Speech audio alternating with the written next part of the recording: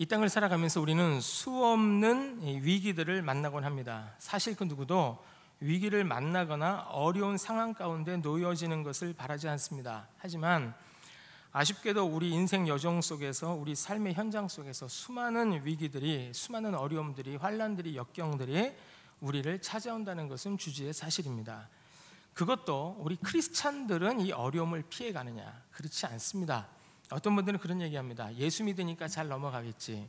결론을 말씀드릴게요. 결국은 넘어갈 줄로 믿습니다. 그러나 그 과정이 있다는 것 잊지 마십시오. 과정은 다 있습니다.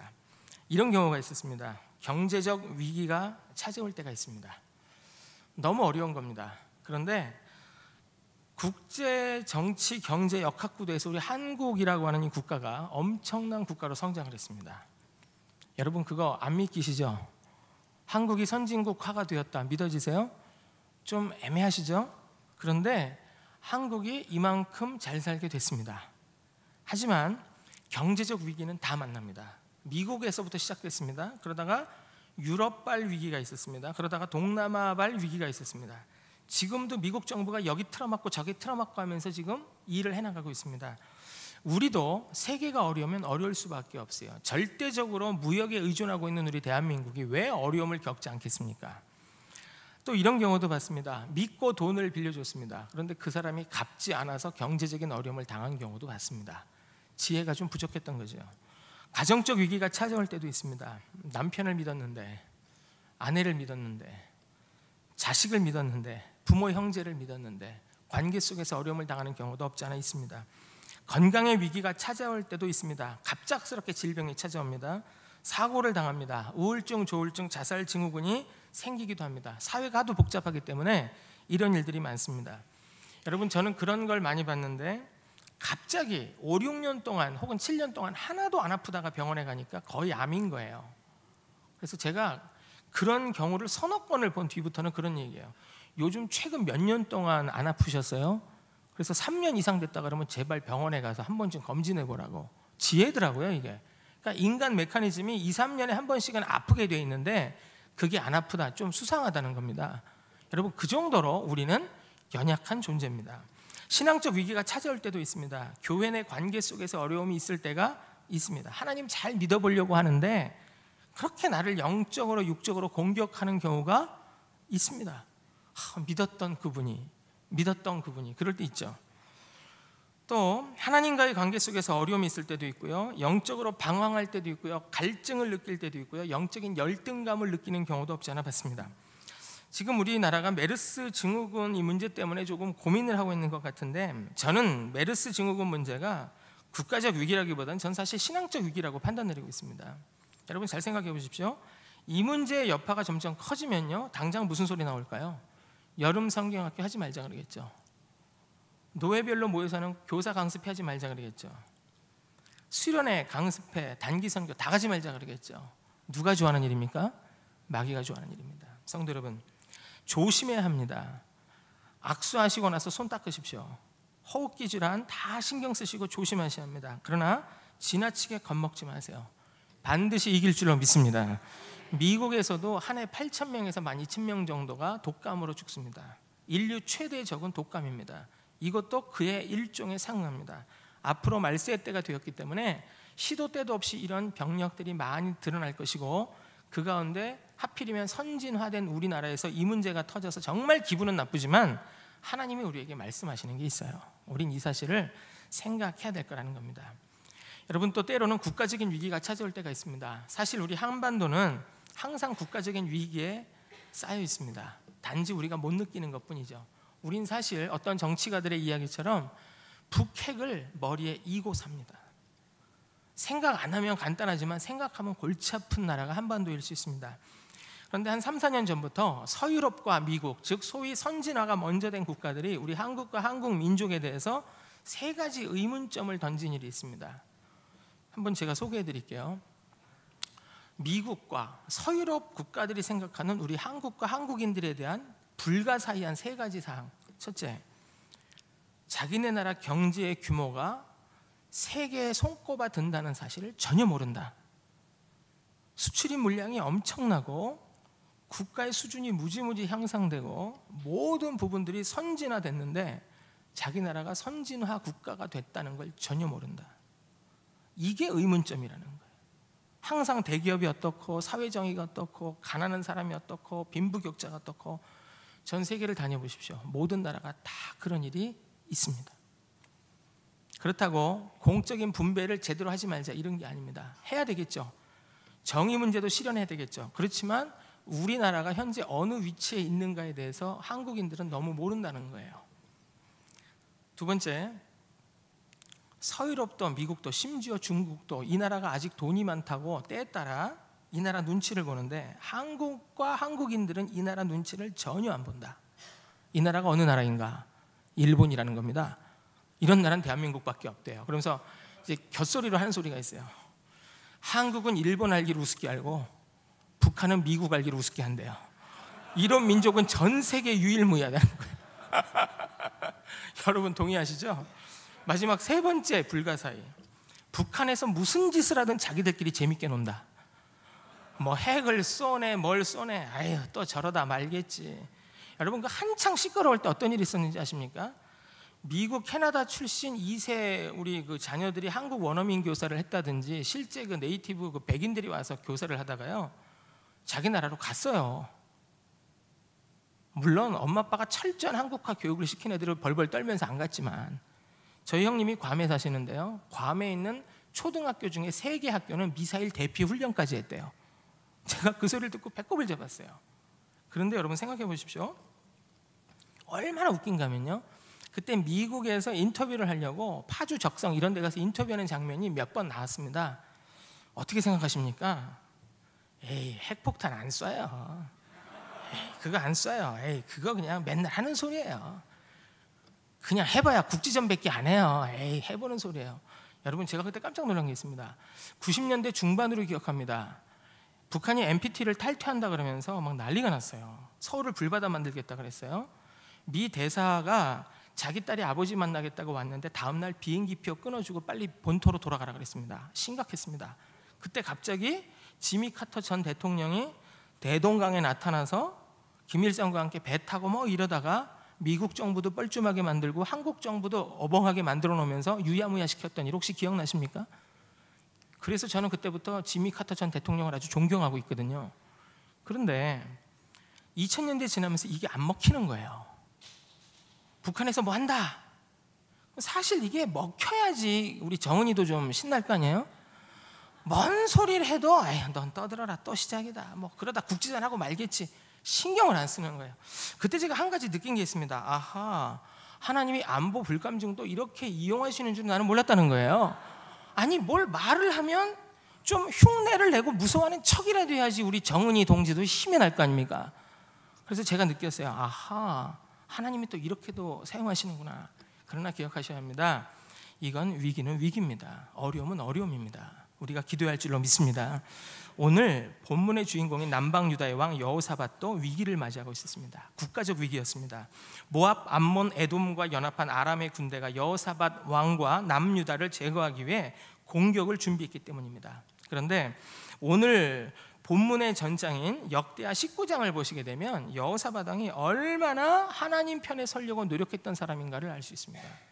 한번 시간 나시면 역대하 19장을 한번 읽어보세요. 이 왕은 되게 특이한 왕인데요. 우상을 퇴치합니다. 이걸로 끝나는 게 아니고 여호와께로 돌아오게 백성들을 막 독려해요. 쉽게 말하면 왕이 나가서 전도하는 겁니다. 그리고 병행구절인 모든 성경을 같이 추적하면 이런 내용이 나와요. 율법 교사를 각 지역에 파견시킵니다. 우리나라 표현으로 하면 성경을 가르치기 위한 선생님들을 전국으로 공무원을 파송해서 백성들을 가르치는 겁니다. 이런 임금이 세상에 어디 있어요? 그리고 하나님의 뜻대로 공의를 실행해서 하나님께 죄받을 일을 하지 말라고 가르쳐요. 물론 장단점이 있습니다. 성경은 분명하게 기록을 하지만 그 정도로 여호사밧 임금은 남방 유다에서도 괜찮은 하나님이 사랑하셨던 손꼽는 왕이었다는 사실입니다. 이렇게 노력했습니다. 그래서 신학자들은 여호사밧 임금을 마르틴 루터, 요한 칼빈처럼 종교개혁자라고까지 부릅니다. 이처럼 하나님 앞에 최선을 다했음에도 불구하고 국가적 위기에 직면했습니다. 20장 초두에 보시면 우리 목사님과 교독한 성경 20장 1절 초두에 그런 표현이 나오죠. 그 후에, 다 같이 합니다. 시작. 그 후에 그럼 그 후회가 도대체 뭘 거냐는 거예요. 이렇게 하나님 앞에 최선을 다하려고 노력을 한 이후에 어떤 일이 있었는가? 오늘 본문 말씀을 통해 우리는 세 가지를 살펴보겠습니다. 첫째, 먼저 위급한 상황을 만났을 때 어떤 태도로 반응해야 하는지를 오늘 본문이 우리에게 가르쳐 줍니다. 하나님이 태도를 보신다는 거예요. 위기는 다 만난다는 거예요. 어려운 환경과 역경은 누구나 다 만난다는 거예요. 저도 만나고 성도님들도 만나고 다 만날 수 있습니다. 사람이기 때문입니다. 살아있기 때문입니다. 누가 그런 얘기 했습니다. 어려움을 당하기 싫거든, 진짜 조용한 데 가서 목회하고 싶거든, 하도 목회하기 힘들다고들 하시니까 우스갯소리로 공동묘지를 가라고. 거기 신도시 구도시가 다 있다는 거예요. 무슨 말씀인지 아시죠? 구도시는 옛날 이 대충 만들어 놓은 데고 신도시는 낙골당입니다. 가시면 안녕하세요, 조용합니다. 조용하시면 오케이로 알아듣겠습니다. 오케이 통과 이러면 된다는 거예요. 그런데 왜 시끄러우냐? 살아있기 때문이라는 겁니다. 자, 태도를 하나님이 말씀하십니다. 우리 한번 본문 다 같이 보죠. 역대하 20장 3절 4절 다 같이 봅니다. 시작. 여호사밧이 두려워하여 여호와께로 낯을 향하여 간구하고 온 유다 백성에게 금식하라 공포하며 유다 사람이 여호와께 도우심을 구하려 하여 유다 모든 성읍에서 모여와서 여호와께 간구하더라. 아멘. 태도가 뭐냐는 겁니다. 위기는 만났습니다. 어려움은 닥쳐왔습니다. 앞서 살펴본 대로 여호사밧 왕은 하나님 앞에 최선을 다했고 어떻게 하든지 하나님의 말씀이 전 국토에 적용되게 하려고 정말 발버둥 쳤습니다. 그런데 어려움을 당하게 됩니다. 하나님 뜻대로 했습니다. 그런데 어려움이 있는 겁니다. 성도 여러분, 내가 하나님 앞에 최선을 다했고 죽도록 충성했는데 어려움이 닥쳐온다. 내 남편이, 내 아내가, 내 자식이, 내 사업이, 내 건강이, 관계의 문제가 터진다. 여러분 어떻게 하시겠습니까? 하나님께 어떻게 하시겠습니까? 하나님, 이러시면 안 되죠. 하나님, 내가 하나님께 최선을 다했는데 이러실 수 있어요. 좀 더 굉장히 감정적인 분들은 이렇게 말해요. 하나님, 내가 몇 년 몇 월 며칠에 하나님께 제가 이렇게 충성했는데 이러실 수 있어요. 이건 주로 여자분들의 기도입니다. 여자분들 치밀하거든요. 부인과 싸워서 이길 사람은 제가 알기로 한 사람도 없습니다. 말로 다 지거든요. 철저하게 하나님, 나한테 이러실 수 있냐고, 하나님 살아계시냐고. 성도 여러분, 혹시 이렇게 하나님께 원망해 본 적이 있으세요? 없으세요? 안 물어볼게요. 그냥 웃으세요. 하지만 우리가 이런 위기의 순간에도 어려운 환경에 처했을 때 잊지 말아야 될 것은 영적 전쟁에 관계된 부분입니다. 예수전도단에서 나온 책이 영적 전쟁이라고, 유명한 베스트셀러 작가시죠. 그분이 쓴 책을 보면 성경을 기준으로 썼어요. 영적 전쟁이라고 이런 내용입니다. 보통 쿠데타 세력이 쿠데타를 일으킬 때 거점을 공략한다는 거예요. 몇 군데를 찍는다는 거예요. 주요 도로, 항구, 다리, 공항을 딱 통제한다는 겁니다. 그리고 마지막에 방송국을 반드시 접수한다는 거죠.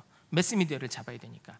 그러니까 우리나라도 굉장히 많은 이 쿠데타가 있었지 않습니까? 이제야 뭐 그럴 일이 없지만 생각해 보세요. 주요 도로 장악했죠. 군인들이 막 그리고 총 들고 있는 거죠. 탱크 딱 갖다 놓고. 그 다음에 항구를 통제합니다. 다리를 통제하고 일일이 다 체크합니다. 공항을 접수합니다. 그리고 마지막 방송국을 딱 틀어잡고 앵무새처럼 외치게 만드는 거죠. 이거 다 우리가 겪은 현대사의 비극이었잖아요. 그런데 사탄도 우리를 공략하기 위해 영적인 거점을 만든다는 겁니다. 성경에 다 나와요. 그래서 에베소서 같은 데 보면은 서서 진리의 띠를 띠고 의에 호심경을 붙이고 이런 얘기들이 나오는 거예요. 맞아요. 뭔가 사탄의 거점은요, 우리들의 머리라는 겁니다. 그 다음 우리의 가슴, 마음이라는 겁니다. 그리고 우리 입술이라는 겁니다. 머리에 자꾸 부정적인 생각을 집어넣어요. 지금 메르스 사태가 터졌어요. 이거 안 될 거야, 이거 어려울 거야. 심증적으로 빈정상하게 만드는 거죠. 그래, 안 돼, 안 돼. 그러다 이게 어디로 나가는 겁니까? 말로 탁 나가는 겁니다. 즉 사단은 우리의 생각과 우리의 마음과 우리의 입술을 지배해서 우리가 영적 전투에 패배하도록 기대하고 있다는 것입니다. 그런데 오늘 본문을 보세요. 위기를 맞이한 여호사밧 왕의 태도가 어떻습니까? 3절 초대에 보시면요, 여호사밧이 두려워하여 그랬습니다. 여호사밧이 어떻게 하여? 두려워하여. 무서웠다는 거예요? 안 무서웠다는 거예요? 무서웠어요. 사람인데 왜 안 무서워요? 하나님 뜻대로 하려고 그렇게 무던히 노력을 했어요. 그런데 일이 안 되는 거예요. 그런데도 하나님께로 낯을 향하는 겁니다. 얼굴을 하나님께로 향하는 겁니다. 다른 나라에 도와달라고 하지 않았습니다. 다른 사람을 찾지 않았습니다. 누구를 봤어요? 하나님을 봤어요. 어려워요. 두려워했어요. 무서웠어요. 그러나 여호와께로 낯을 향하여 간구하고 백성에게 금식기도 하도록 명령했습니다. 리더가 이만큼 중요한 것입니다. 여러분의 리더가 하나님께서 세우신 정목사님입니다. 힘들지 모르지만 분명하게 같이 힘을 합해야 할 줄로 믿습니다. 그럴 때 하나님이 시너지 효과를 만드세요. 성도 여러분, 이거예요. 위기에, 어려움에, 환난에 직면했을 때 어떤 생각과 어떤 마음으로 어떤 말을 내뱉느냐라는 것을 하나님이 보고 계시다는 것을 분명히 기억하시기를 간절히 소망합니다. 하나님이 보는 거예요. 어떻게 하나 너 보자. 마음 먹고 생각한 것이 입으로 나오는 것이 그게 바로 우리 언어입니다. 그러니까 부정적인 말을 하는 사람은 생각과 마음 속에 항상 부정적인 게 있어요. 다 똑같아요. 이걸 바꿔야 합니다. 이걸 바꿔야 입술의 열매를 통해 하나님이 나와 내 후손을 통해 복 주실 줄로 믿습니다. 홍해 앞에 모세를 보시기 바랍니다. 추격해 왔습니다. 애국 군대가 쫓아왔습니다. 나올 때는 하나님을 찬양하라, 10가지 재앙으로 뒤집어 엎으시니까 할렐루야 이러고 나오다가 뒤에 애국 군대가 쫓아오니까 그 기적은 다 어디로 가고, 너희가 우리를 물에 수장시키려 한다고 모세와 아론을 향해 막 원망을 하는 거예요. 이때 모세가 이런 유명한 얘기를 하죠. 너희는 두려워하지 말고 가만히 서서 여호와께서 오늘 너희를 위해 행하시는 구원을 보라. 너희는 가만히 서서 오늘 하나님이 어떻게 하시는가 봐라. 그게 가만히 있다는 게 꼼짝 안 하고 복지부동하라는 거예요? 아니죠. 하나님 앞에 태도 똑바로 하라는 겁니다. 우리 믿음은 위기의 순간에 더 큰 빛을 발하는 줄로 믿습니다. 여러분, 지금 메르스 사태가 터지니까요, 제가 아는 어떤 교회는 이번 한 주간 가정 예배 드리라 그래요. 하나님 우리 태도 보십니다. 그게 한두 번으로 끝날 것 같으세요? 저는 단언합니다. 앞으로 시도 때도 없이 이런 일들이 전 세계에 벌어질 것입니다. 인간의 탐욕이 있습니다. 더러움이 있습니다. 추함이 있습니다.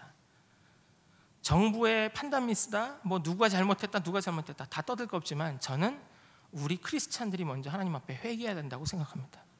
우리 목사들부터 무릎 꿇어야 되고요, 장로님들 무릎 ቁ러야 되고요, 권사님들, 안수집사님들 다 무릎 꿇어야 합니다. 생각해 봅시다. 한민족이 이만큼 잘 먹고 잘 살게 됐어요. 우리가 하나님 앞에 어떤 기준으로 살았습니까? 돈이었습니까? 하나님이었습니까? 우리 잘 먹고 잘 살았습니다. 세계를 다녀보시면 합니다. 너무너무 대단하게 한국도 문란합니다. 어른들 걱정 많이 하시죠? 우리 자식들이 안전할까요? 하나님과 자기와 관계가 투철하지 않으면 애들 깨져요. 문화 못 이깁니다. 우리의 탐욕과 우상숭배와 더러움과 음란과 문란함과 물질만 하는 교만과 이런 모든 것들이 우리를 건드리지 않아요? 이것 말고도 많지만 더 이상은 언급 안 하겠습니다. 공적인 자리이기 때문에. 하나님이 우리를 달아보고 계십니다. 여러분, 우리 믿음은 어려운 위기의 환경과 순간 속에 빛을 발합니다. 조그만 배가 있습니다. 옆에 배만 지나가도 흔들흔들거립니다. 큰 상선이 있습니다. 웬만한 파도를 지나갑니다. 10만 톤 넘어가는 큰 군함이 있습니다. 꼼짝 안 하고 태풍이 지나건 말건 바다를 뚫고 지나갑니다. 우리 혜성교회 성도님들의 신앙이 한국마음처럼 거대해지기를 간절히 축복합니다. 그래서 어떠한 어려움과 위기의 순간을 만났을지라도 두려워하지 말고 머리와 마음과 입술을 지켜서 하나님께 기도함으로 승리하시게 되기를 주 이름으로 간절히 축원드립니다. 자, 다음 두 번째입니다. 여호사밧 왕이 어떤 기도를 드렸는지 오늘 본문이 보여줍니다. 성도 여러분, 하나님께 기도할 때 어떻게 기도하십니까? 그냥 무턱대고 기도하십니까? 아니면 말씀에 기초해서 기도하십니까? 저는 초신자와 이 기존 신자의 구분을 전 한 3년 정도라고 봐요. 예수 믿은 지 3년 지났으면 저는 그분은 초신자가 아니라고 봅니다. 그런데요, 초신자 때는요 막 기도하잖아요. 재밌는 임상 실험이 있어요. 막 그렇게 기도하는데 하나님이 들어주세요. 초신자 때 그런 경험 혹시 없으셨어요? 물론 대를 이어서 믿는 분들은 초신자 개념이 아마 없으실 거예요. 당연히 교회 나왔으니까. 그런데 예수 처음 믿었던 걸 기억하는 분들은 이런 것도 남자들은 잘 기억 못합니다. 여자분들이 잘하지. 초신자 때는요 막 기도해요. 그런데 하나님이 그렇게 해주세요. 이유가 뭘까요? 수준이 낮으니까. 근데 3년이 지나고 5년이 지나고 10년이 지나고 30년이 지났는데도 계속 하나님 이거 주세요, 이거 주세요, 이거 주세요, 이거 주세요 하는 분들이 있습니다. 그럼 하나님이 뭐라 그러실까요? 와, 넌 어떻게 이렇게 변한 게 없니? 그러실 것 같아요. 하나님도 놀라실 것 같아요. 여러분, 아이가 자라요. 나이가 들어요. 그래서 사춘기 때 막 그냥 있는 소리 없는 소리를 고래고래 지르면서 사춘기 좀 심하게 하는 애들이 있죠. 사춘기를 보통 3번 정도 겪는 걸로 알고 있습니다. 초등학교 5학년, 그 무서운 중2, 그 다음 고등학교 2학년. 초등학교 땐 그래도 참을만 하대요, 엄마 아빠가. 중2는 대화를 끊어야 된대요. 고등학교 2학년은 지도 입시로 바쁘고 부모님도 입시 때문에 참고 있어서 웬만하면 충돌이 없다는 그런 우스갯소리가 있어요. 그런데 아이가 성장을 했어요. 성장을 했으면 부모에게 좀 기쁨이 되지 않습니까? 그렇게 속썩이다가 군대를 갔습니다. 갔다 오더니 물론 3박 4일이지만 이불도 잘 개고 엄마 아빠가 용돈도 준다 그러면 아유 아니라고, 괜찮다고, 손사래도 쳐보다 물론 뒤에 가서 받지만 이렇게 변하는 모습을 보여야지. 제가 팁을 드릴게요. 만약 내 아들이 군대 갔다 와서도 내가 용돈을 준다고 테스팅했을 때 두 말 안 하고 덥석 받으면 그 녀석에게 투자하지 마십시오. 그건 힘듭니다. 근데 이처럼 아이들이 성장하잖아요. 거꾸로 생각해 보자는 거예요. 우리 신앙은요, 3년 지났어요. 10년, 20년, 30년 지났어요. 뭔가 하나님을 향해 내가 해야 되지 않습니까? 기도란 것도 그렇습니다. 맨날 내 남편, 내 아내, 내 자식 막 이러다가 점차 옆이 보입니다. 교회가 보이고 목사님도 장로님도 권사님도 우리 셀 식구들, 구역 식구들, 같이 제자훈련 받는 사람들이 보이고 나라 민족도 보이고 북한도 보이고 모슬렘권 지하교회도 보이고 점점 시야가 넓어지지 않아요? 여러분, 어른이 누가 어른입니까? 누가 그런 얘기 하셨어요? 어른이 된다는 것은 복잡한 걸 이해하고 인정하는 것이 어른이라 그래요. 애들은 단순해요. 어른은 복잡해요. 누가 그랬어요? 사람 노릇 하려니까 어른들께 인사드리다가 시간 다 보낸대요. 전 그게 어른이라고 봅니다. 마찬가지입니다. 하나님 앞에 내가 성숙됐다. 하나님, 제가 뭘 드릴까요? 하나님 앞에 점점 기도합니다. 주변 기도가 많아집니다. 새벽에 나와서 기도했습니다.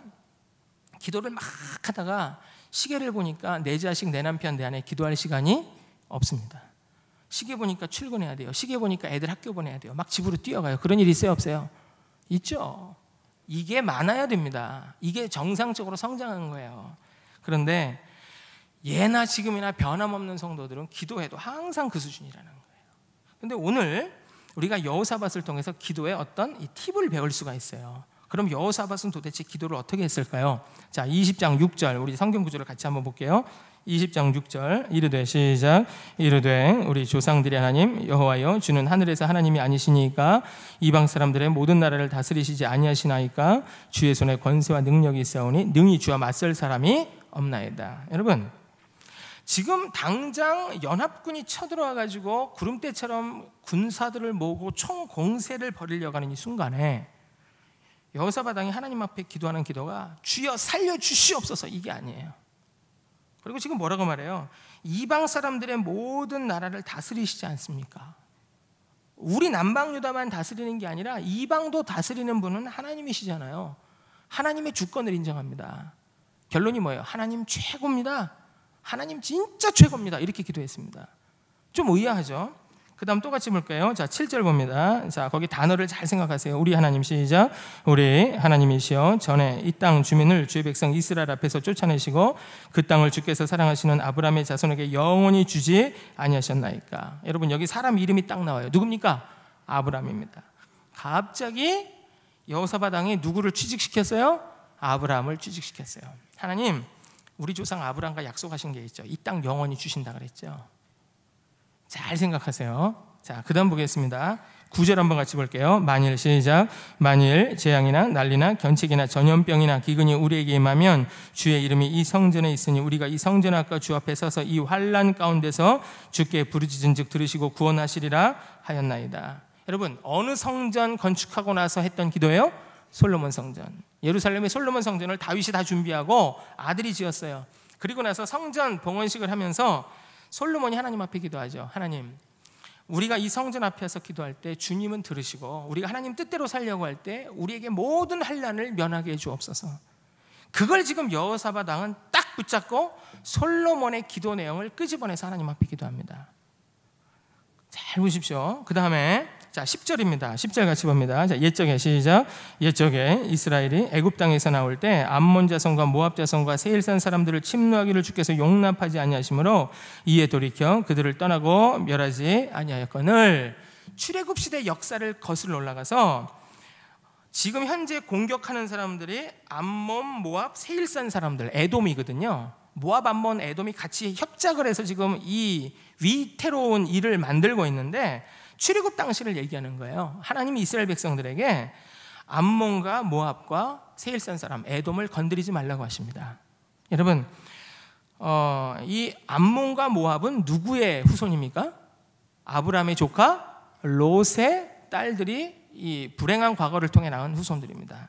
그러면 롯은 결국 누구의 조카였어요? 아브라함. 하나님이 누굴 기억하신 거예요? 아브라함. 건드리지 말라 그랬어요. 그 다음에 세일산 사람들, 에돔이라고 합니다. 에돔은 누구의 후손입니까? 에서죠. 그럼 에서의 아버지가 누구예요? 이삭이에요. 이삭에게 두 아들이 있어요. 누구? 야곱과 에서. 끝까지 하나님 말씀에 길들여지지 않았던 사람 누구? 에서. 하나님 앞에 길들여지시기를 간절히 축원드립니다. 아무리 괜찮아도 하나님 말씀에 길들여지지 않으면 그거 의미가 없다는 거예요. 그런데 이 사람들 건드리지 말라 그래서 모압도 암몬도 에돔도 안 건드렸는데 하나님 이것 보세요. 이 사람들이 지금 우리를 공격하고 있습니다 라고 역사에 근거하고 있습니다. 여러분, 결론이 뭡니까? 하나님 살려주세요. 결론은 이거예요. 하나님 살려주세요. 그런데 말을 바꿨어요. 하나님 세계를 통치하시잖아요. 근데 속은 뭐예요? 하나님 살려주세요 이거예요. 하나님 우리 조상 아브라함에게 약속하셨잖아요.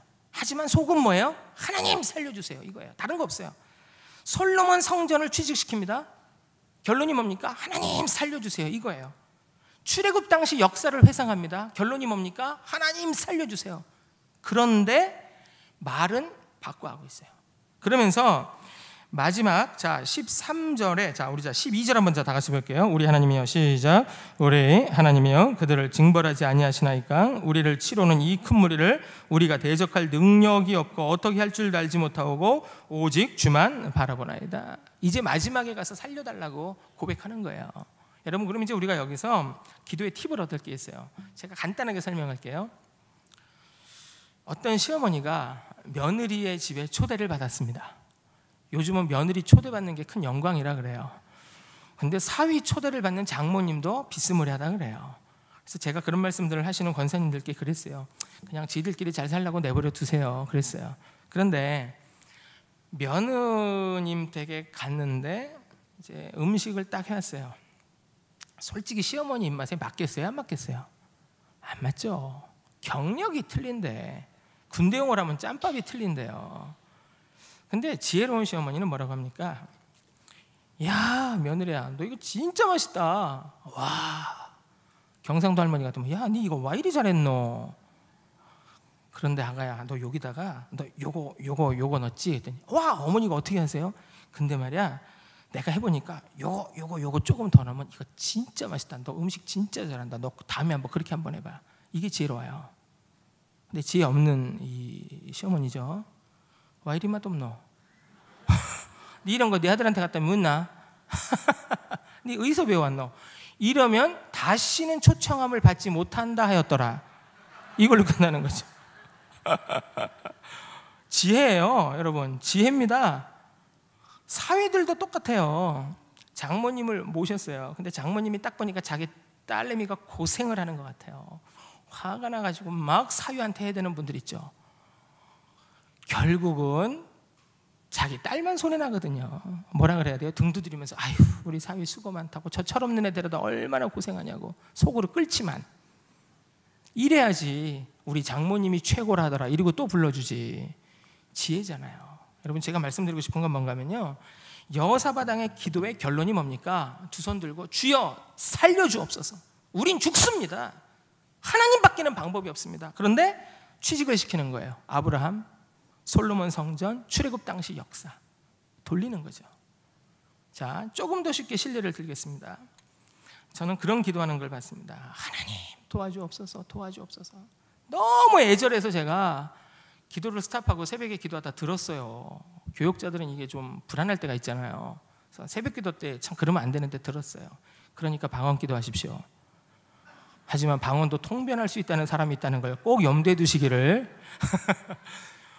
하나님 죽겠습니다 그러더니 결론이 뭔가 했더니 왜 김집사네 집 애들은 잘 되고 사업도 잘 되고 남편하고 사이도 좋고 그런데 왜 나는 안 되냐고.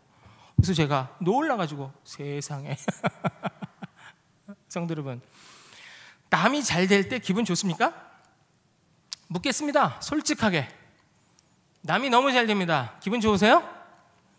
남의 집 아들들이 공부를 너무 잘해요. 기분 좋으세요? 남의 집 어떤 집사님이 집을 샀는데 자꾸 올라요. 기분 좋아요? 내가 사기만 하면 떨어져. 그리고 묶여요. 안 팔려요. 기분 좋아요? 김 집사 내외는 깨가스 쏟아져가지고 결혼한 지 20년 30년이 지나도 신혼 같아요. 근데 우리 남편하고 서먹해요. 기분 좋아요? 아마 10중 8구 안 좋아요. 참 이상해요. 사촌이 땅을 사면 배가 아프대요. 근데 요즘은 그거 안 먹혀요. 사촌이 땅을 사면요 3박 4일 닌겔 꽂고 병원에 입원해요. 그런데 정말 복 받는 사람은 누군지 아십니까? 남 잘 될 때 복 빌어주는 사람인 줄로 믿습니다. 그게 성도예요. 그게 교인이에요. 그게 하나님 백성인 줄로 믿습니다. 그러니까 이러한 문제에 다닥쳤을 때요 여호사밧을 통해서 지혜를 배우자는 거예요. 구체적으로 이렇게 기도하세요. 하나님, 김집사네 집 너무 잘 되게 해줘서 애들 너무 잘 돼요. 날아요. 사기만 하면 잘 돼요. 너무 감사해요. 남편하고도 사이도 너무 좋아요. 그리고 또 건강해요. 씩씩해요. 거기다가 얼굴도 예쁘게 생겼는데 또 기도까지 해요. 그럼 난 어떻게 살라는 거예요? 뭐 이럴 수 있잖아요. 그러면서 하나님, 근데 나 사실 속상해요. 솔직히. 근데 이런 기도 너무 크게 해서 남이 듣지 못하게 하시고 속상해요. 그런데 하나님, 나 한 가지 부탁했어요. 그 사람 그 복 받을 때 나도 좀 떼주시면 안 돼요? 여러분, 이렇게 하십시오. 이게 팁이에요. 저도 남이 너무 잘 된다? 짜증 나겠어요? 안 나겠어요? 주여. 나겠죠. 근데 하나님, 기왕 잘 된 거 더 잘 되게 해주십시오. 그리고 나도 그 복을 좀 나눠주시면 안 되겠습니까? 이러고 해야지. 하나님, 저 집사는 잘 되고 나는 안 되고, 쟤는 하기만 하면 잘 되고 나는 안 되고, 하나님 살아계시면 이럴 수 있냐고 저 땡깡 부리는 분들 봤습니다. 근데 그분은 하나님 뜻대로 안 살아요. 그럼 하나님이 뭐라 그러겠어요? 댁도 잘하세요. 하나님 이러실 수 있거든요. 여러분, 기도의 팁은 이거예요. 여호사밧 왕이 지금 아브라함 얘기, 솔로몬 성전 얘기, 출애굽 당시 역사를 얘기했지만 결론을 뭐예요? 두 손 쫙 들고 주여 살려주시옵소서. 다른 거 없습니다. 이 나라의 민족 살려주시옵소서. 그런데 그걸 바꾼 거예요. 하나님, 주권자 하나님이시잖아요. 우리 조상 아브라함이 있잖아요. 솔로몬 성전과의 약속이 있잖아요. 출애굽 당시 역사를 우리가 지켰잖아요. 그런데 지금 이 사람들이 이렇게 해요. 도와주세요. 하나님 앞에 기도하실 때 구체적으로 하십시오. 그리고 대놓고 기도하십시오. 미사여구를 동원할 필요 없습니다. 그렇지만 중요한 거, 남 잘 될 때 복을 막 빌어요. 있는 대로 더 빌어요. 막 주세요. 성경적인 게 있어요. 너희가 먼저 그 집안에 가거든 그 집안을 위하여 뭘 빌어라? 평안을 빌어라. 받을만 하면 받을 것이요 그렇지 않으면 너희에게 돌아오리라. 아시죠? 부메랑이에요. 그런데 가자마자 막 저주부터 쏟아붓는 거예요. 안 될지어다, 안 될지어다, 어쩌고 안 돼. 근데 그 집이 그 받을 만하지가 않습니다. 어떻게 될까요? 자기만 죽는 겁니다. 성도 여러분, 여호사밧의 기도를 본받으십시오. 하나님의 주권을 철저하게 인정하세요.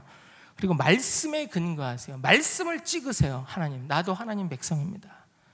나도 하나님의 작품입니다. 왜 나는 안 됩니까? 저 집사님네, 저 장로님네, 저 권사님네 잘 되는데 기왕 잘 되는 거 더 잘 되게 해주시고 나에게 그 복을 좀 나눠주시면 안 되겠습니까? 하나님이 들으시는 거죠. 그래, 네 태도가 됐구나. 그래, 내가 너에게 이거 줄 것이다. 여러분, 이렇게 될 줄로 믿습니다. 어떠한 일이 있어도 우리가 하나님께 드리는 기도가 세상을 바라보는 기도, 주변과 나를 비교하는 기도, 하나님 앞에 땡깡 부리는 어처구니 없는 기도하지 마시고 성숙한 기도, 그리고 하나님의 말씀에 따라 성장하는 기도를 드리셔서 하나님이 복을 안 주실래야 안 주실 수 없을 만큼 강력한 기도의 동역자들이 되시기를 우리 주 이름으로 간절히 축원드립니다.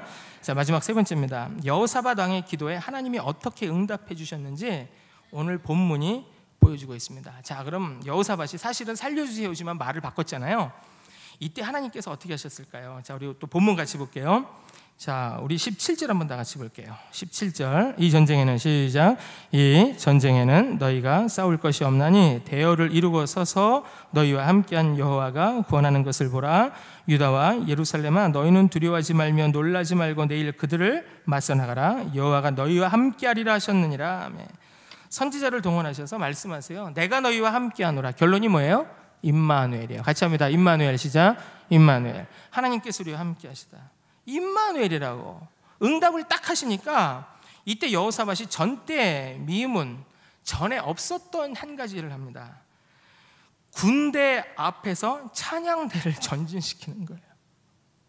이런 역사는 정말 보기 힘든 일이에요. 이 왕이 어떤 임금입니까? 참 특이합니다. 자, 우리 21절 한번 같이 보세요. 21절 체크를 하십시오. 자, 백성과 시작. 백성과 더불어 의논하고 노래하는 자들을 택하여 거룩한 예복을 입히고 군대 앞에서 행진하며 여호와를 찬송하여 이르기를 여호와께 감사하세 그의 인자하심이 영원하도다 하게 하였더니. 아멘. 군사력이 충돌을 해야 되죠. 같이 군사력으로 맞부딪혀야 되는데 하나님의 종으로부터 분명한 임마누엘이라는 확정적인 응답을 받은 뒤에 어떻게 했느냐? 군대에 앞서서 찬양대를 조직합니다. 아마 레위인들을 시켰겠죠. 그리고 거룩한 예복을 입히고, 우리 식으로 표현하면 찬양대 가운 입힌 거예요. 그리고 군대 앞에서 행진시켜요. 이런 비슷한 역사가 이 가나안 땅에 들어가기 전에 여리고성 공략 때 한 번 있었습니다. 법궤를 맨 제사장들이 먼저 나가는 거죠. 근데 하나님이 그렇게 시켰어요. 하루에 한 번씩 돌아라. 마지막 날에는 몇 번을 돌아라? 7바퀴 돌아라. 그리고 소리 질러라. 그럼 무너질 것이다. 남들이 이성의 법칙의 판단을 가지고 잣대를 잰다면 이것은 멍청한 짓입니다. 하나님, 그게 말이 됩니까? 아니지요. 그건 아니죠. 이렇게 말할 수 있잖아요. 근데 하나님은 순종하느냐 안 하느냐를 보신 것입니다. 근데 지금 여호사밧 왕이 어떻게 했어요? 응답을 딱 듣더니 좋다. 이렇게 하겠다. 그러더니 21절 보시면 백성과 더불어 의논하고 소통했습니다. 노래하는 자들을 택하여, 아마 레위인이었을 거고요, 거룩한 예복을 입히고 가운을 입히고 군대 앞에서 행진을 하는데 찬양의 내용이 더 걸작이에요. 여호와를 찬송하여 이르기를 여호와께 감사하세 그의 인자심이 영원하도다. 같이 합니다. 여호와께 감사하세. 시작. 여호와께 감사하세. 자, 뭐부터 하는 거예요? 감사부터 하는 거예요. 상황은 안 좋아요. 상식적으로 죽어요. 절대절명의 어려움이고 위기고 환난이고 역경입니다. 그런데 그걸 바꿔버립니다. 어떻게 합니까? 여호와께 찬송하세요. 여호와께 찬송하세요. 그 인자하심이 영원하도다. 남들이 보면 뭐라 그럴까요? 이 왕이 완전히 돌았다 할 겁니다. 바꿔버린 거예요. 태도를 바꿔버린 거예요. 그리고 이렇게 하나님 앞에 전진하고 나갈 때 역사가 벌어집니다. 자, 22절 한번 자세히 보세요. 시작. 그 노래와 찬송이 시작될 때 여호와께서 복병을 두어 유다를 치러 온 암몬 자손과 모압과 세일산 주민들을 치게 하심으로 그들이 패하였으니. 잘 보시기 바랍니다. 그 노래와 찬송이 어떻게 될 때? 시작될 때. 찬양이 시작될 때 여호와께서 복병을 두셨다고. 학자들 간의 의견이 분분한데요. 분분할 거 없어요. 누가 복병을 두셨어요? 성경 보니까 여호와께서. 하나님이 천군 천사를 동원하셨습니다. 과거에 히스기야 왕이 어려움을 당합니다. 북이스라엘을 패망시켰던 아시리아의 왕 이 사네립이 등장을 하면서 북방 이스라엘을 멸망시키고 남방 유다까지 다 깨뜨려 버리려고 딱 준비를 하고 와요. 그때 하나님 앞에 막 기도합니다. 이사야를 통해서 하나님께서 응답을 하시죠. 걱정하지 마라. 이리로 오지도 못하고 화살 쏘지도 못할 것이다. 토성을 쌓지도 못할 것이다. 걱정하지 마라. 다음 날 보니까 어떻게 됐습니까? 아수르 군사 몇 명이 죽어요? 18만 5천 명이 다 죽어 없어졌어요. 여러분, 현대전에서도 18만 5천 명이 어떻게 한꺼번에 죽습니까? 현대 과학자들이 그런 얘기합니다. 18만 5천 명이 죽으려면 핵무기가 터지기 전에는 불가능하대요. 그러면 한 20만 명 정도 살상할 수 있대요. 소규모, 그러니까 우리가 지금 이 소규모된 핵 경량화를 우려하는 이유가 바로 그거거든요. 그런데 18만 5천 명이 한꺼번에 죽었다. 성경을 싫어하고 안 믿으려는 사람들은 그럴 리가 있느냐고. 근데 세속사가 풀어줍니다. 헤로도투스 역사 같은 책을 보면 이런 얘기가 나옵니다. 갑자기 아시리아 군 진영에 쥐들이 나타나서 갉아먹었다는 기록이 나와요. 무슨 병일까요? 흑사병, 패스트입니다. 그러면 가능하다는 거예요. 그런데 그 와중에 하나님이 남방 유다를 보호하시는 거죠. 우리 하나님은 능력의 하나님이신 줄로 믿습니다. 그런데 바로 이 하나님께서 어떻게 하셨느냐, 찬송이 시작될 때 복병을 두셔가지고 완전히 자기들끼리 치고받고 싸우게 하신 거예요. 그리고 나서 나 여호와만 바라보느라고 수고했다고 전리품을 얻어 가지고 들어오게 하는데 그걸 사흘 동안 거두어 드리는 겁니다. 군수물자겠죠. 뭐 보나마나 뭐 식량부터 시작해서 별의별 게 다 있었을 거 아니에요. 성도 여러분, 찬양은 중요합니다. 위대합니다. 그런데 이 찬양의 기본 핵심이 뭐예요? 여호와께 감사하세요. 감사합니다. 감사. 지금 감사할 게 없었어요. 저는 이 구절을 볼 때마다 많은 생각을 합니다. 찬양은 중요합니다. 위대합니다. 힘이 있습니다. 다윗이 수금을 연주하며 찬양할 때 사울을 지배하던 악신이 물러갔습니다. 바울과 실라가 찬양할 때 빌립보 감옥에 옥터가 지진으로 인해 움직이고 문이 모두 열려서 모든 사람의 메인 것이 다 벗어진 줄로 믿습니다. 하나님을 향한 감사의 찬양이 중요한 거예요. 때마침 오늘 우리 찬양대가 아시고 하셨는지 모르시고 하셨는지 감사세. 그래서 제가 속으로 와, 이럴 수가, 역시 하나님이 위대하시다 감사했습니다. 우리 찬양대가 또 반주하시는 분들, 악기 다루는 분들이 하나님 앞에 더 기도하십시오. 우리 정명호 목사님 설교 잘하시는 거 한국도 알고 세계도 알아요. 그런데 그걸 더 뒷받침하는 게 찬양의 역사입니다. 이렇게 강단에 서보잖아요. 찬양팀이나 찬양대가 그날 은혜롭게 하잖아요. 거의 성도님들 50%는 이미 은혜 받고 시작하는 줄로 믿습니다. 근데 그게 안 되잖아요. 어려워요. 찬양을 더 강력하게 하십시오. 지휘자님부터 하나님 앞에 더 기도하고 매달리시면 하나님이 더 큰 역사 이루실 줄로 믿습니다. 그런 의미에서 가운 입는 거 쉽지 않죠. 한여름에 덥죠. 한겨울은 좀 참을만 해요. 덮어 쓰니까. 한여름 괴롭잖아요. 그럴지라도 하나님을 향해 그런 중심이 필요하다는 것입니다. 하나님은 풍성하게 이스라엘 백성들을 향해 더 좋은 것들로 채워주셨습니다. 성도 여러분, 우리의 중심이 하나님만을 향하면 하나님은 반드시 역사하셔서 위기를 넘어가게 하실 줄로 믿습니다. 지금 뭐 메르스 때문에 난리인데요. 전 사실 이런 부분보다는 신앙의 위기를 더 걱정합니다. 미국에서도 독감으로 1년에 많은 분들이 돌아가세요. 그 정도 상황 규정이 되면 우리가 할 수 있는 게 얼마든지 있어요. 조심하십시오. 악수하시고 손도 닦으세요. 개인위생하세요. 그러나 두려워하면서 공식적인 모임까지 이탈시키려는 사탄의 계략에 빠지지는 마셔야 합니다. 우리가 할 건 해요. 그러나 하나님을 향해 감사와 찬양을 갖고 나가야 할 줄로 믿습니다. 이러한 좋으신 하나님을 끝까지 의지하셔서 승리하시기를 주 이름으로 간절히 축원드립니다. 오늘 말씀의 결론을 맺겠습니다. 성도 여러분, 오늘 현실을 살아갈 때 얼마나 힘드세요? 특히 우리 아버님들 말 못할 어려움 있으시죠? 얼마나 힘드세요? 어머님들 30, 40대, 50대 가장들 얼마나 이 힘이 많이 듭니까? 저는 직장 생활을 안 해봐서 모릅니다만 직장 생활 해본 분들이 저한테 그래요. 목회자들이 아는 것보다 직장 생활이 얼마나 신앙생활 병행하기 어려운지 아시느냐고. 제가 얘기를 이러고 쭉 듣고 보니까 정말 힘들어요. 정말 힘들어요. 가지 말아야 될 자리도 가야 되고요. 하지 말아야 될 일 해야 될 때도 있고요. 듣지 말아야 될 소리 들을 때도 있고요. 너무 힘들어요. 그걸 아내에게 말하겠어요? 자식에게 말하겠어요? 또 우리 어머님들은 어머님대로 얼마나 힘들겠어요? 자식들과 충돌하죠. 남편은 바쁘죠. 어렵죠. 청년들은 뭐 쉽나요? 요즘 현대 문화가 청년들을 가만히 두나요? 쉽지 않습니다. 어떤 어려움과 역경과 환난 가운데 계십니까? 그런데 하나님이 오늘 우리에게 말씀하세요. 사랑하는 내 아들아, 힘들지. 그런데 내가 너를 사랑한다. 딸아, 너무 힘들지? 그런데 내가 너와 함께한다. 두려워 말라, 내가 너와 함께함이니라. 놀라지 말라, 나는 내 하나님이 됨이니라. 내가 너를 굳세게 하리라. 참으로 너를 도와주리라. 참으로 나의 의로운 어느 손으로? 오른손으로 너를 붙들리라. 할렐루야. 이것입니다. 하나님이 우리를 도우세요. 메르스가 있건 없건 도우세요. 북핵이 있건 없건 도우세요. 현실의 어려움이 있던 말든 도우세요. 이 하나님을 의지하시기를 간절히 축원드립니다. 우리는 존귀한 사람들입니다.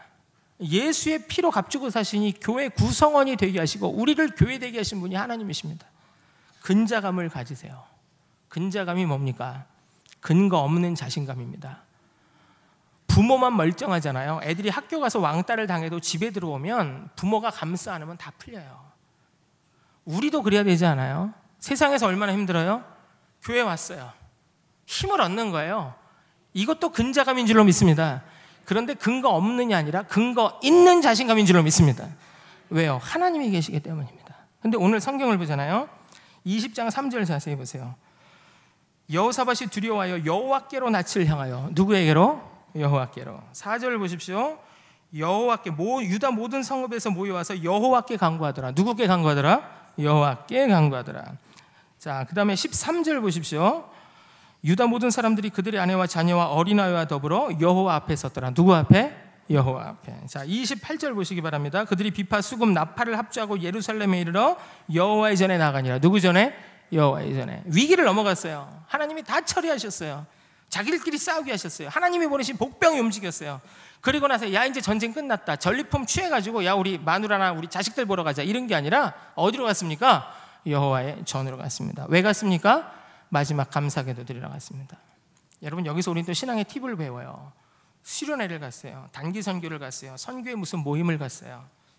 가다가 보니까 교회 가기 전에 집이 있어요. 또 해성교회는 원체 언덕이라 다시 내려갈 거 생각을 하니까 골치가 지끈지끈 거려요. 웬만한 병력이 없으시거나 관절에 무릎에 이상이 없으시면 다 끝마치고 어디부터 와라? 교회부터 와서 기도하고 하나님 감사합니다. 그리고 돌아가세요. 이게 상식이고 이게 신앙인이 해야 될 일입니다. 요즘 한국교회가 이런 거에서 자꾸 하나님께로부터 팁을 못 받는 거예요. 저는 그런 생각을 합니다. 한국교회가 과거에 비해서 감사가 자꾸 없어요. 감사가 없어요. 먹고 살 만한 절대절명의 위기는 넘어갔거든요. 우리 한국이. 머리만 쓰면 얼마든지 체면 문화 때문에 좀 어려움도 없지 않아 있지만 괜찮거든요. 그런데 감사가 없어요. 그럴 때마다 저는 권면해 드립니다. 중환자실 한 바퀴만 도세요. 특히 제가 중환자실 신방 갈 때 참 마음 아픈 게 젊은 사람인데 외국인 노동자예요. 누워있는 사람들이 있어요. 너무 속이 상해요. 저 사람은 왜 저기 누워있을까? 저기 자기 나라에 부모 형제가 있지 않을까? 저 사람은 어떡하지? 그런 마음을 갖고 그냥 기도만 해요. 뭐 그 사람의 국적도 종교도 몰라요. 근데 안 됐어요. 거기에 비하면 우린 살아있잖아요. 여기 나와 계신 어르신들, 우리 어머님들, 아버님들 계십니다. 여기까지 차를 타고 오셨던, 택시를 타고 오셨던, 걸어오셨던 주님 전에 올라왔잖아요. 하나님께 감사하시기를 간절히 축원드립니다. 그리고 평생 주의 전에 갈 때까지 마음껏 출입하게 해달라고 기도하시기를 간절히 축원드립니다. 그럴 때 모든 병마가 물러갈 줄로 믿습니다. 3, 4, 5학년에 소속된 우리 성도님들, 자녀들을 키워야 되죠. 사회에서 뭘 해야 되죠. 이거 해야 되죠. 바쁘죠. 근데 하나님께 감사하세요. 하나님, 내가 하나님 알았어요. 너무 감사해요. 내가 우리 조국도 생각해요. 세계도 생각해요. 하나님 바라보고 나가요. 2학년 여러분, 젊음이 있잖아요. 뭘 두려워합니까? 하나님 앞에서 도전하십시오. 그리고 내가 예수의 피로 구원받은 하나님의 백성이란 걸 알잖아요. 그게 감사할 조건이 아닙니까? 감사가 자꾸 사라지고 기도가 자꾸 사라지니까 마귀가 틈을 타서 우리 대한민국이 더 나갈 수 있는 길을 막아요. 이럴 때일수록 기도해야 할 줄로 믿습니다. 우리 선대들이 기도해서 지금까지 왔습니다. 우리 부모님들 세대가 수고해서 한강의 기적을 이뤄냈습니다. 수많은 어려움들을 겪어냈습니다. 지금 먹고 살 만한 나라가 됐습니다. 이제 30대, 40대, 50대가 책임지고 하나님 앞에 기도해야 할 것입니다. 성도 여러분, 어려움과 환난과 위기 가운데 계십니까? 하나님께 대한 신뢰의 태도를 보이십시오. 무슨 상황에 처한할지라도 입술로 범죄하지 마세요. 어떠한 일이 있더라도 말씀의 약속을 붙들고 기도하세요. 십자가 보혈이 우리와 우리 민족을 구원할 줄로 믿습니다. 이렇게 하신다면 하나님은 기도에 응답하실 뿐 아니라 풍성하게 채워주세요. 감사가 없으면 찬양이 안 되고, 찬양이 사라지면 기도가 안 돼요. 감사와 찬양과 기도는 세트 메뉴입니다. 여러분, 우리가 왜 어려움이 없겠어요? 그런데 우리는 극복하고 나가게 될 것입니다. 우리 한국교회를 향한 하나님의 뜻이 계십니다. 이번 메르스를 비롯한 문제들 하나님이 우리에게 말씀하시는 부분이 저는 분명히 있다고 봅니다. 우리가 위생도 철저히 하지만 그것뿐만이 아니라 영적인 위생 관리도 잘하자고요. 감사하고 기도하고 찬양하면서 위기 가운데서도 눈 하나 꿈쩍하지 않고 서서 위기야 와라, 내가 너와 싸우겠다, 예수의 이름으로 나는 이길 것이다, 이 믿음을 가지고 전진하시면 하나님이 우리를 쓰실 줄로 믿습니다. 이 교회가 성벽 위에 서 있습니다. 하나님이 여러분들을 이곳까지 부르셨습니다. 그 하나님을 신뢰하십시오. 생각으로 마음으로 입술로 범죄하지 마시고 감사와 찬양으로 기도하셔서 위기가 변하여 복이 되고 여호사밧이 받았던 큰 은총을 누리시다가 우리 주 예수 그리스도의 재림을 마라나타 주 예수여 어서 오시옵소서 하고 외칠 수 있는 귀한 성도님들 다 되시기를 우리 존귀하신 주 예수 그리스도의 이름으로 간절히 축원드립니다. 우리 시간 다 같이 통성으로 기도하겠습니다.